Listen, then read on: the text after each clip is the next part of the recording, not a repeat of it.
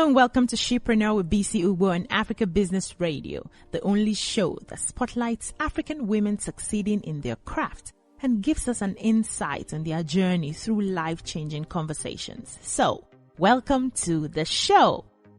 The trivia today promises to be inspiring as we take a look at a few skills that help you stand out in business. Okay, let's get to it. The first skill I have here is learning how to set a goal. Learning how to set a proper goal. I know a lot of you have heard about SMART goals, which are specific, measurable, attainable, relevant, and timely. And it's very important that you understand the art of setting a goal so that you don't have a bunch or a couple of promises or wishes on your table thinking that you have set a goal. Some people struggle in setting proper goals, and so if you need the help of a professional to help you set standard goals, achievable goals, attainable goals, it's okay to get help where you need help, okay? Secondly, learn the art of self-promotion. It's very important that you learn the art of presenting what you do in a way not to sound too arrogant. So people would like to hear you and understand what you do in just a few words, enough to gain their attention without sounding too modest or too arrogant. So it's important that you find the sweet spot of saying what you do in just a few words, enough to gain attention. All right. Some people see saying what they do as praising themselves or, blowing their trumpet. And so a lot of people feel it's not for me. I don't want to sound proud, but it's important to stand out in business that you learn how to sell yourself. So how do you sell yourself in such a way that people do not see you as being too modest or being too arrogant? It's a skill, it's an art, and you need to learn that if you want to stand out in business. You also need to be aware of your industry and what it takes to be a player. A lot of people get into different industries, different careers, different business because their neighbor is doing it, their friend is doing it, somebody else says it's lucrative, and then they dabble into that business without taking time to understand how that industry works. So if you need to volunteer to work there for free so that you can learn the art of that business, it's very important if you really want to stand out in that business. And finally, your network is your net worth.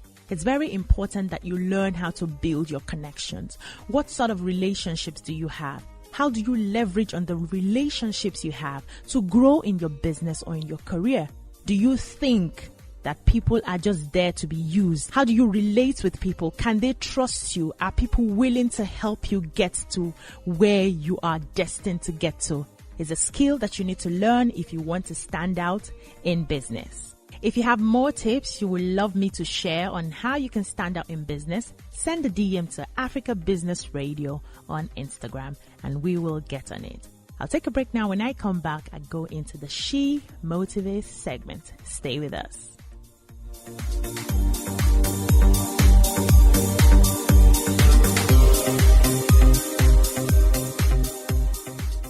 Welcome back to the She Motivates segment. There are bold and fearlessly ambitious female business leaders who shape the future of the continent and inspire not only countless other women, but also anyone who dares to dream. And today, we are celebrating one of those in the person of Sibongile Sambo, a South African who applied for a flight attendant job with South African Airways but was rejected as she did not meet the minimum height requirements. Instead of giving up on her dream of flying, she started her own aviation business. A lot of people at this point will feel, well, the industry doesn't want me. I'm not tall enough. Let me just go back to bed and sulk all day. But no, she started her own aviation business. Are you inspired by this story? Because I am. Today, she is the founder and manager director of SRS Aviation, the first black female-owned aviation company in South Africa, and the 42-year-old has accumulated numerous awards. Give it up for Sibongile Sambo. Now, If this story doesn't inspire you to keep going, irrespective of what life throws at you, nothing else will. Yeah, nothing else will. I'll take a break now. When I come back, I go straight into the interview with my guest. Stay with us.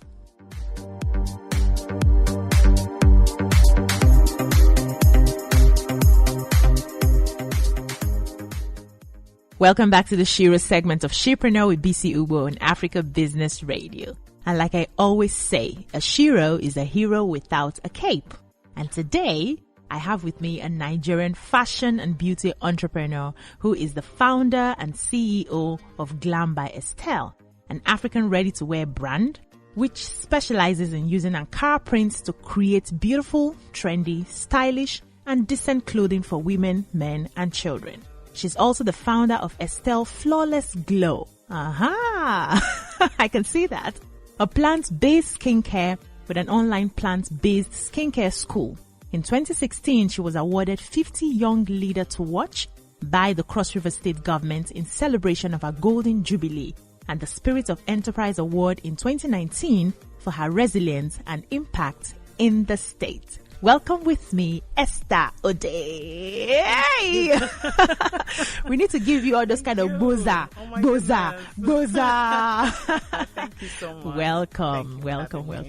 Thank you. You look beautiful. Thank you. You are beautiful. I don't like to tell people they look beautiful. Okay. I like to say you are beautiful. Beautiful. Yes, Oh. you're beautiful. You're well put together. Thank you. You are a strong woman. Oh. So I welcome you I'm a with my heart. Shiro. You're a Shiro. Oh, I learned Without that it, where's the today. cape? Where's the cape? Should be wearing that Batman sort of cape. Invisible. We have this invisible one. Okay, so the focus today will be on the growing trends of the African fashion industry. Okay. And it's not only fashion you do. Right. We're going to focus on a lot of your businesses. But before we go there, I'd like to have a sneak peek into who Esther Odey is. Because we see women who do a lot as superhumans. Right. Oh, want to see that human side. Are you a human being? Are you sure? Oh, yes, Tell I us. am. Tell us. I'm a- Who is I'm- Esther Odey? I'm a very down-to-earth young woman, very passionate Nigerian. I'm a mom. I'm a businesswoman. I call myself the eye pencil seller. I used to be like a makeup artist, and I started selling makeup on the streets of Calabar. Wow. Yes, I started with makeup selling. Before I went to makeup school, graduated first. You know how Nigerian investors are. You come out, there's no job. You want more, and then I started selling makeup on the streets of Calabar, and then I moved to makeup school. Have about 5 certificates in makeup artistry. Trained over 450 young girls. They're all doing very well. Then fashion happened, but in all of this, I've just always been a hustler. Like, I just want more. I feel like I'm not someone to depend on people. I don't know how to beg for money. So I would rather earn and make my own small something. So this is also telling us about your superhuman capacities. Oh, geez. Tell me about you. Who are you? What makes you laugh? What makes you play? Your hobbies. Okay, so let me stop sounding very serious. Yeah. I'm a very not serious person in real life. I'm a comedian. My friends think I'm a clown. I laugh at everything that happens. I love to eat. I'm a foodie. Wow. Yes, unfortunately. What's your best food? Jesus Christ, there are plenty, but I would do ripe plantain, lots of animal, protein everywhere. I love food. But I'm trying to lose weight. I've been trying since I know myself. I will keep trying till I can't anymore. Till you get to heaven. Maybe you achieve it when you get to heaven. You understand, yes. I'm a foodie and I'm an indoor person. A lot of people don't know that, but I love to stay on my bed if I don't have to be out there. Because my work makes me do a lot out. So as soon as I have an opportunity or I have the time to, I don't Stay want indoors. human beings in my presence. I don't want to watch television. I just want to sleep. So I'm a sleepy person, but work won't let me do a lot of that. Yeah. But So any naturally- opportunity you get, you just try to get that wanna sleep. rest. I feel you. Yes. Yes. I feel you. Thanks Yes. so much for that. Thank you. Okay, let's talk about your business now. I know Okay. that's why what you're itching to talk about. Why you have me here? So how did it start for you? How did the fashion industry start for you? Okay, way back school, I've always been one person that admired Ankara prints. I feel like our culture and our heritage is all interpreted in our fabrics, in our sense of dressing, in what we put on. And when young people were doing lots of foreign wears, I would love to wear The Ankara. Yes. This was way back university. And I have a big sister who is also a very big fashion designer in Abuja, Sister Julie, my best sister. And she will come, whenever she comes visiting, then she was abroad. And when she comes visiting, she will just have this very beautiful Ankara, and then she will stand out. And all of us that are wearing all the Yibo clothes will not stand out. And I always used to say, sister, you just know how to put this thing together. And growing up, I loved Ankara. They were very versatile. There's a lot you can do with them, and it just makes you know that that's an African woman. Anywhere she is. Because the white man would not wear our clothes. So why are we spending so much money wearing Nigerians? You can wear that. I'm not saying that, but you want to be unique in everywhere, in everything you do. You want to stand out wherever you go. And that's your print. That's your culture. That's your interpretation. That's your heritage. Wear it with pride. Shout it out. Let them know where you're from. Tell me, sister. So, I'm telling you. So then I now have a boss lady. I call her my boss lady. She's the former First Lady of Cross River State. I worked closely with her for years. Okay. And she still remains one of the most stylish, most fashionable women I know. She and my sister, Sister Julie, like I said. And wherever they go to, it's about their prints. Detailed, finishing. Well sewn. Jeez. Like, you would just know that that's a big woman. Hey. When you know how to put this thing together, you just automatically look rich, wealthy. You look classy. And that's what I wanted to bring to the average woman, home and abroad. So I would change it a lot. I won't do the regular Ankara, but I will mix it up, put some accessories into it, just make it very unique for you. And I realized that when I started, women loved it. It was different. It was me bringing Ankara and other fabrics, sample fabrics together. And I started having wholesalers. Like, Esther, can I sell your product? And I'm like, oh, why not? And me and my team bastardized it because we just wanted to have more. So we had more designs, creative designs, and we were selling out back to back. And that's what really encouraged us to do more. So every year we change things, but we just keep doing things. And I realized that women abroad love Ankara. They do. Yes. They don't have the opportunity to wear it as much as we do, but they love it. I know. They do. I know. And they're like my highest customers. I have more of them because they just want to look unique. And they're abroad. These things are very expensive there. So they'll rather buy from Nigeria and let you ship it down to them. And for me, that's a good thing. It just makes me want to do more.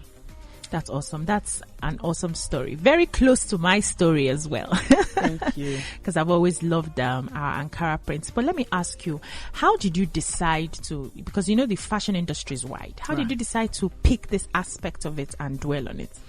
First and foremost, I think my customers led me to it. I don't have the sweet 16 customers. I'm not for them. Yeah, but most of my clients or my women, I call them my glam queens. They are advanced women. They have children. They're not trying to wear crop tops, or show their stomach. Yes, no. We don't do that because that's why I wrote there that I have decent clothing. They want to look classy, sophisticated, glam, but they want to look responsible and well covered up. And that's why my designs are not for the younger generation. It's for women who understands decency and what they really want to wear, and we just create some good designs to match your accessories. We know you have all of these accessories to match, so whatever fabric we choose must be vibrant. How affordable are your fabrics? My designs. Yeah. Very affordable, I would say. Recently, we came up with more categories. Okay. I have the easy breezy. Very affordable. You can wear them to easy breezy kind of events. I have the ready to wear. They're glam. They have more expensive accessories, but they're not so pricey. I have the luxury limited editions, means that we are putting in a lot to produce them. I have the leisure wears where you get to wear to work, school, spa, shopping, excuse me, where you just leisure around, host your guests at home, entertain people. So we have different categories, and we have some of them ranging from as low as 7.5 to some going as expensive as 45,000. But we still try to, in fact, the 45,000 or the 35,000 one, you will know. Because the richness. When you cook soup, you will know. When all the animals are swimming. When there is no space. Wow. Yeah. Wow, that's awesome. Thank you. So, how do you think the African ready-to-wear business has evolved over time? Because I didn't think we had much of it at the time. At the time we're growing up, you get your material there, find one tailor that will nail it together for you and just wear it anyhow. How do you think we have grown now? Because a lot of people are actually in this space. Oh yes, and I think we've come a long way. And I will say it here again, the African fashion designers we have are very creative. They're very talented.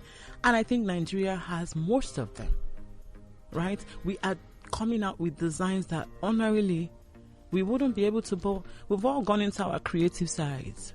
People want more.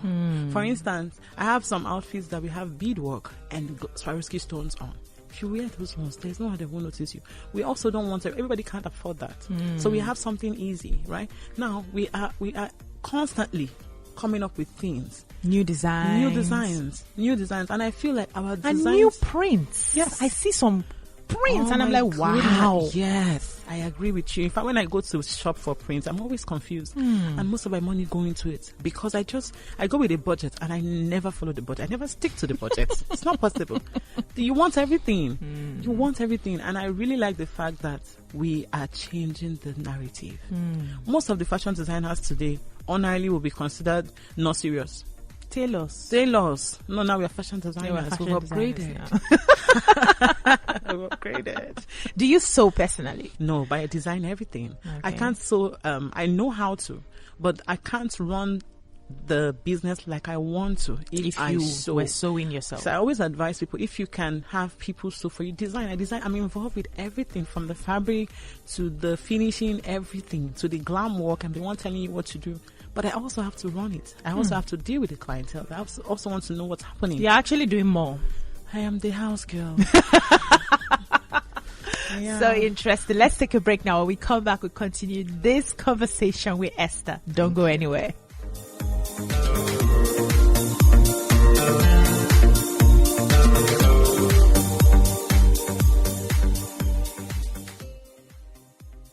Welcome back. We're still having this conversation with Esther Odey on Shepreneur with BCU on Africa Business Radio. I've been loving it so far. Yes, because she reminds me of me. So when I say, no, not younger me, older me.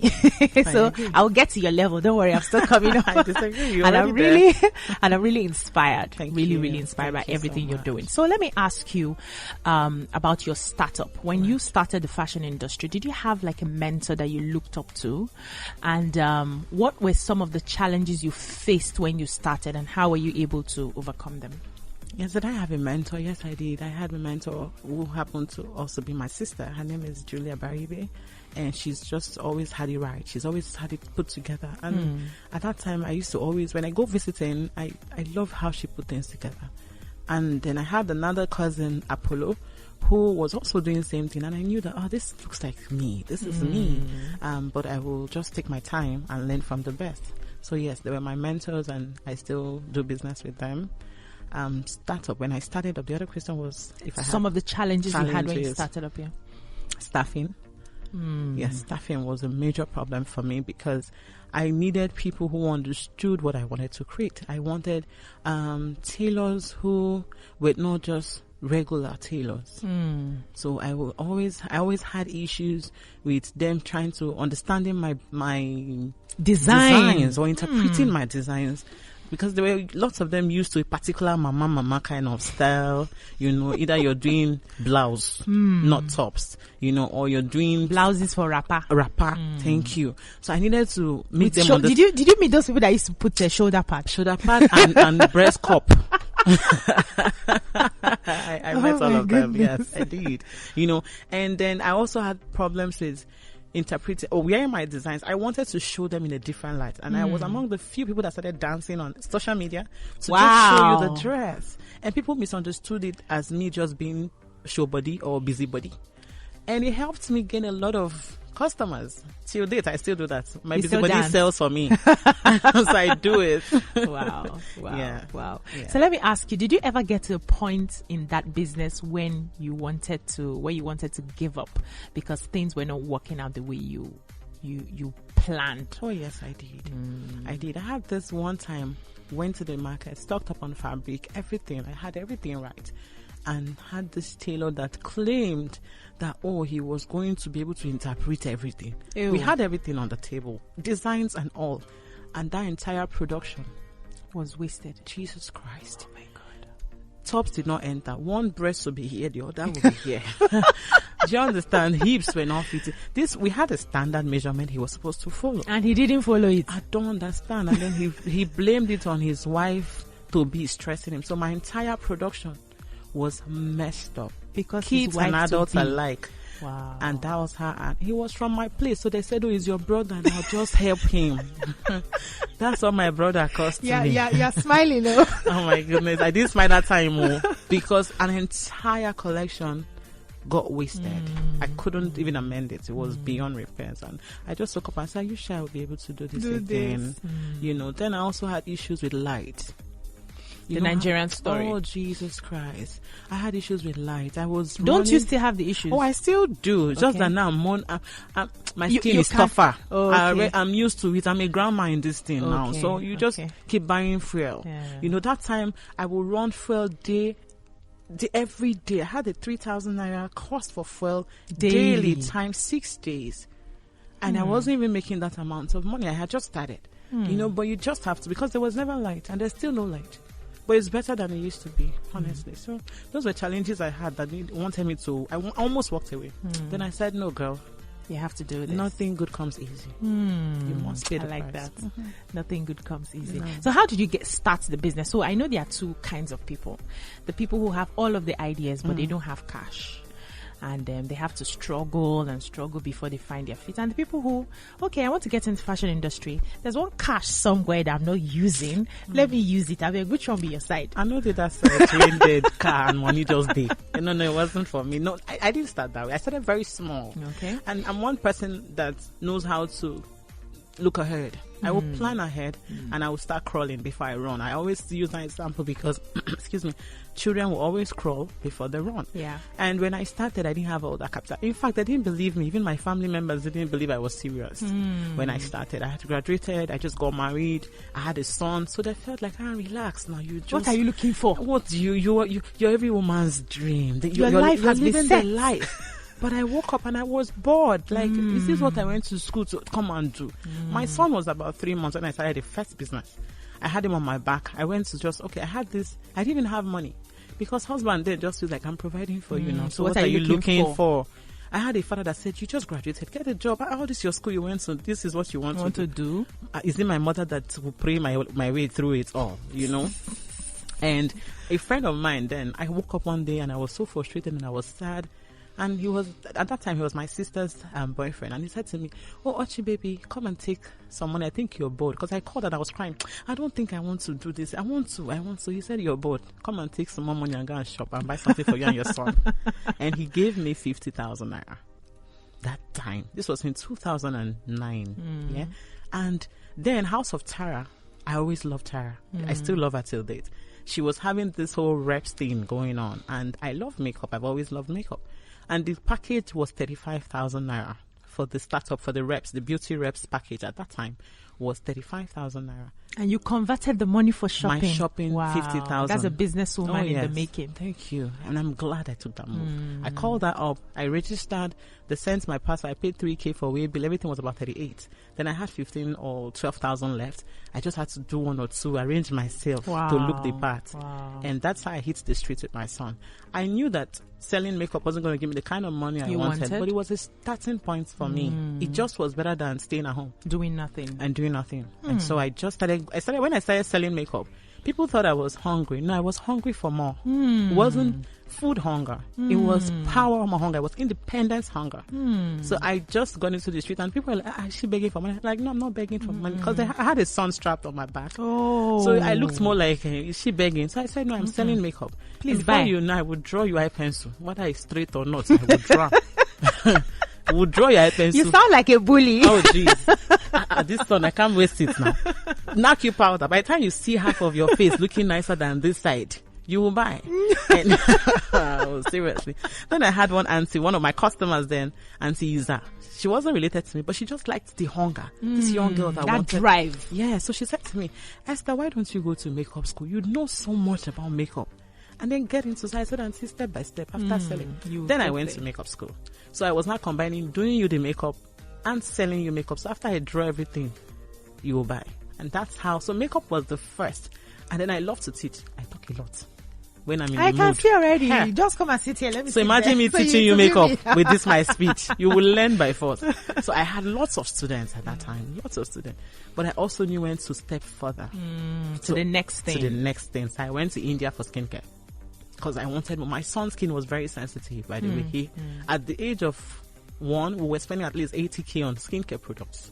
So let's even go to skincare because I was getting there.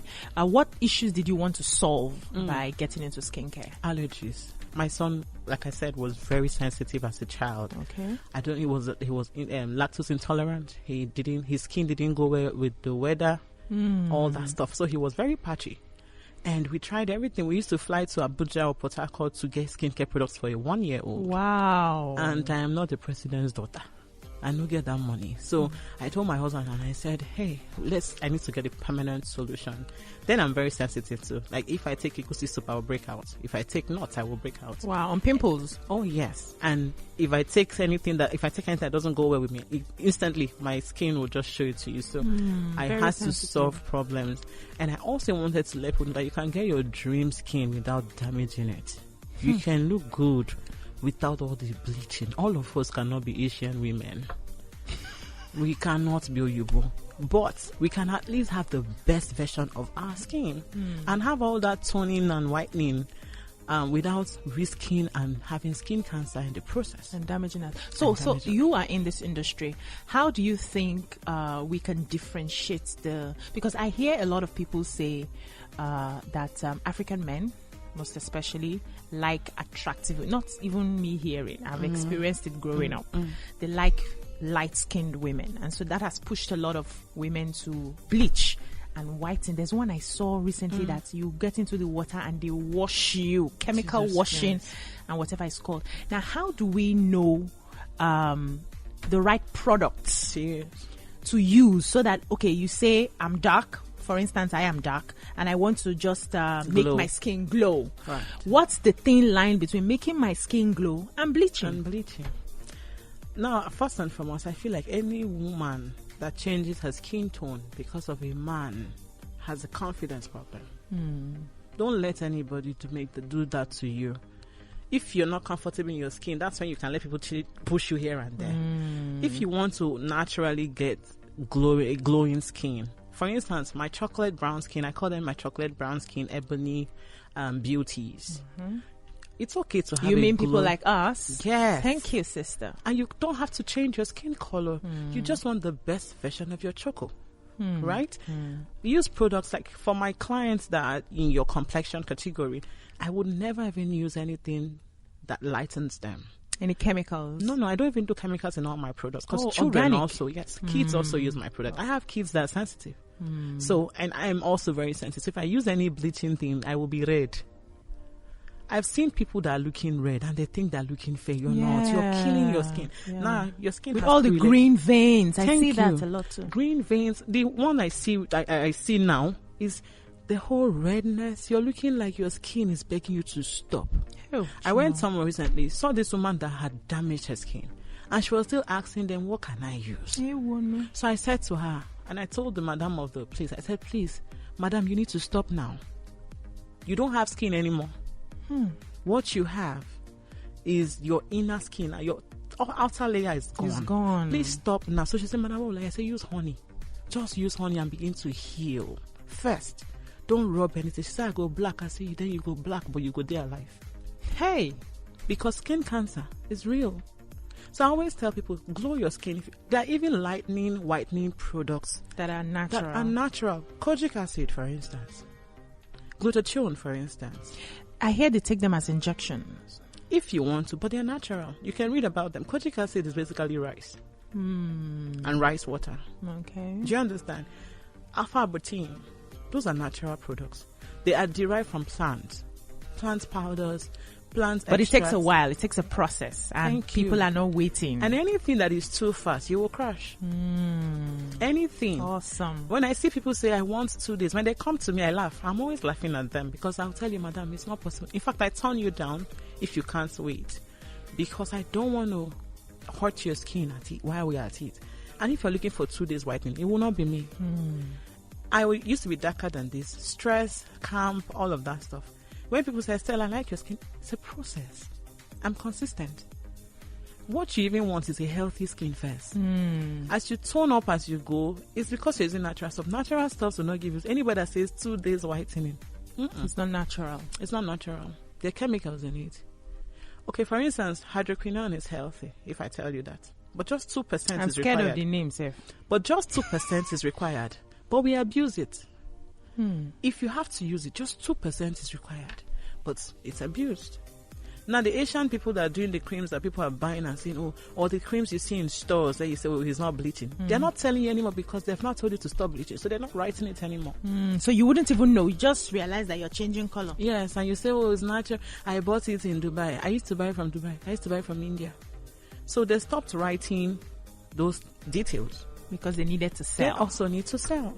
They're in business to sell. So it's better you use something that the person is telling you, this is this and this. Someone you can hold responsible. I always put my face out there. You can hold me responsible. My kids are using it. I can't sell children's products. And add chemicals. And I always tell mothers, don't ask me to bleach your children.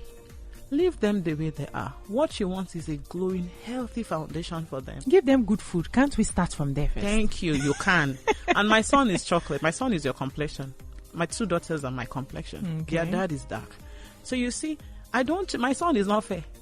I'm not changing his skin tone. For I'm what? only making sure he's a fresh boy. Let him eat well. It It will tell on the moisturize them. Butters, use butters for them. Use products that have honey, natural aha, and all that stuff for them. This is so enlightening. I'm really glad I had this conversation with Thank you. So before I let you go, what are some of the tips that you can give to people who are looking to get into the fashion industry? Just start. At least start. First, make your mistakes. Don't wait. I have a lot of people who say, I wanted to. There's no time. Then start small. Don't wait for all that money. Except you're from a family that don't need money. You're just following your passion. Maybe you have enough money. But if you don't have, I had some women say to me, Estelle, I'd love to be a designer, but I don't have money. Okay, start from selling Ankara. Abi, just in case you want to do the Ankara. fabrics. Start Or selling drop ship. Drop ship. All that money that you think you don't have, if you save every day small, you will have that money. Talk to your family members. I feel like if you're my family, if you can't invest in me today, don't call me your sister. I say you're a bully. What about your sister for? But just start small. Come in, collaborate with people that are already doing it. Ask them if you can repost their pictures, and if you have customers, then you can buy. That's still the dropshipping thing we're talking about. And be serious. There's no time. Be serious. Some people are not serious. You want all that. You're on Instagram, liking posts on Instablog, commenting on Linda, but you've not posted anything on your own page. You're not ready. You're there to play. But you know all the gist happening in Nigeria. But you haven't even started your own page. Start. Just start. So are you still training girls? Oh, yes. We can register to be trained? Because I'm registering. You're going to train me. Oh, my goodness. You're laughing at me. Now, I'll drop my celebrity status. Yes. I'll be humble. I'll come agree. and learn. I will teach you. I'm no longer training girls on makeup. Okay. There are enough makeup artists in Nigeria. Okay. But I'm now training them on skincare, and it's online because I understand that most of my customers are busy. Okay. Young women, old women, middle class, they're all busy. So you can even have a wider reach. Yes. People from different states can be and different countries. Yes. Okay. So I'm training them online. That's awesome. Thank you. That's awesome, Esther. Thank you so much for coming on the show. Thank you so much for this conversation. I'll follow you up on social media, see what you're doing. Follow you right back. Yes. And I like the fact that you're an inspiration to a lot of women out there. You are a shepreneur to the core. Give it up for Esther Odey.